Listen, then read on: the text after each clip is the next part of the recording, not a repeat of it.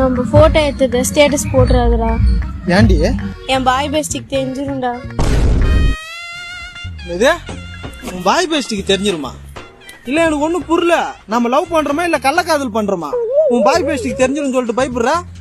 ஏன் அவன்கிட்ட சொல்லாம போனா கோச்சுக்கோண்டா.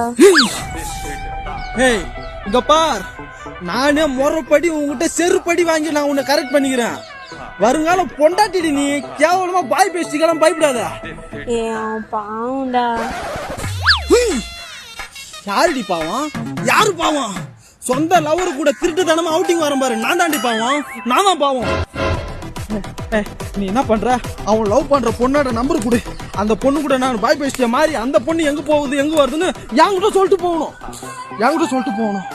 சி இவ்ளோ கேவலமான நீ. பிரேக்கப்.